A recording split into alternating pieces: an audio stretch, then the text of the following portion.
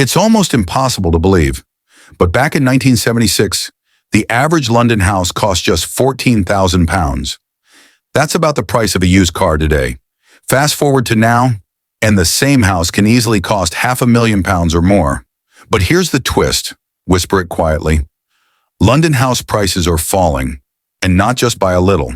When you adjust for inflation, prices are back to 2006 levels, right before the last housing crash.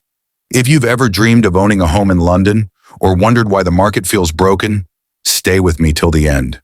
Because by the time this video ends, you'll understand why the London dream is collapsing, and what it means for you, your money, and your future. If you're serious about changing your financial life, this might be one of the most important stories you ever hear, the rise and fall of London's housing empire. For decades, London property wasn't just a place to live, it was a money machine. Prices in the capital rose faster, higher, and wilder than anywhere else in the UK. In 1976, living in London meant paying about 25% more than the national average. By 2016, that gap exploded to 130%, meaning a London home cost more than double what you'd pay anywhere else. But that golden age is gone.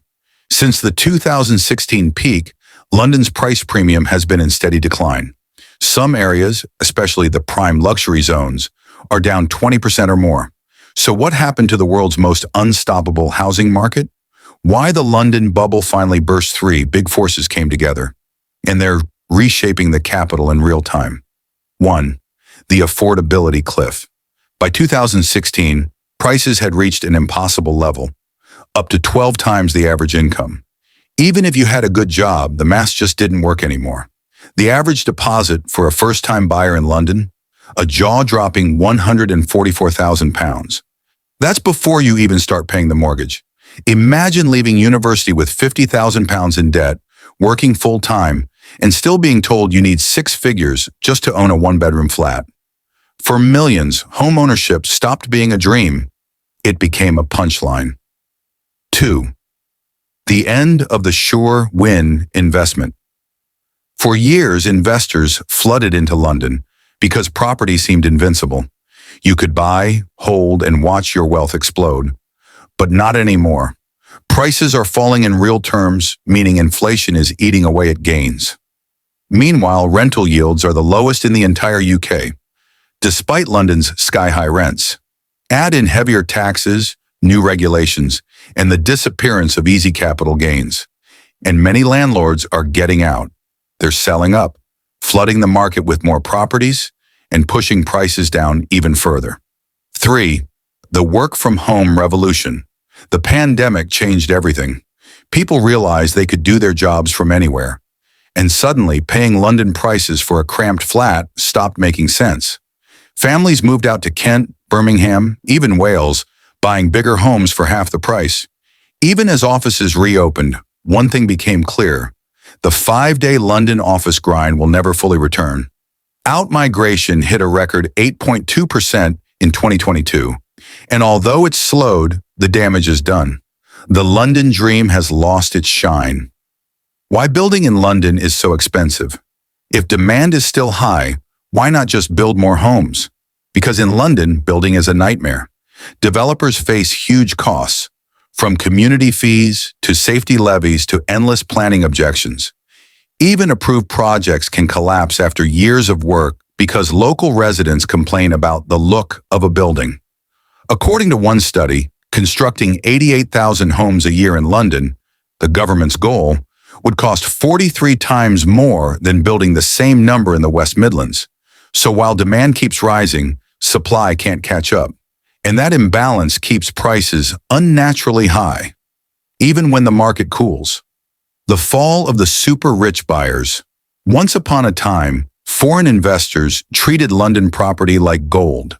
From Russian oligarchs to Gulf billionaires, everyone wanted a slice of the capital. But now, they're leaving too. The non-dom tax changes, higher stamp duties, and sanctions on foreign money have scared many away. Buy a £6.5 million second home, and you'll pay over £1 million in stamp duty. Even the ultra-wealthy hate that math. Kensington, Westminster, and Richmond, once the jewels of London real estate, are now seeing the steepest declines. The luxury market that once lifted the city is now dragging it down. The truth about boom and bust in London. Here's the thing about London. It's a city of extremes. When the economy booms, London soars. When interest rates rise, London crashes the hardest. Mortgage payments here take up a bigger share of income than anywhere else in the country. So when the Bank of England raised rates, it hit London homeowners like a freight train. But here's the flip side. As rates fall again, London could bounce back faster too. The problem is, for most people, the damage is already done. Owning in London is no longer a smart investment. It's a luxury lifestyle choice that fewer and fewer can afford. Is London still the economic heart of the UK? Even after all this, London still matters more than ever.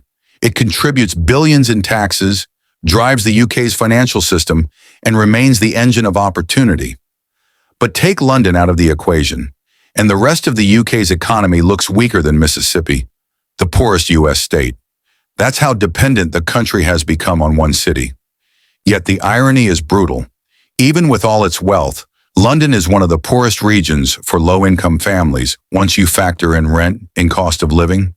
It's a paradox, a rich city that leaves its people broke. So, what happens next? Let's be clear. London isn't about to collapse, but it is entering a new era.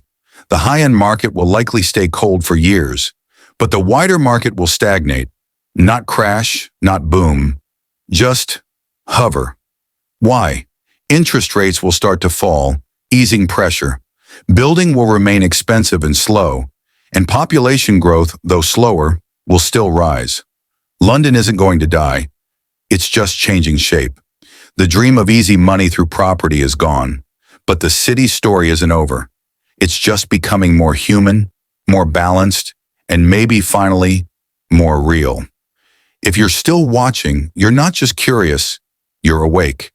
You see that money, opportunity, and change are not just headlines, they're choices. The London housing story isn't just about property. It's about how we value success, how we adapt when old systems fail, and how we rebuild when dreams crack under pressure. So if you're serious about creating a better future, in London or anywhere, start learning, planning, and acting now. Because the people who thrive in moments like this are the ones who don't wait for the market to change. They change with it. Thanks for watching.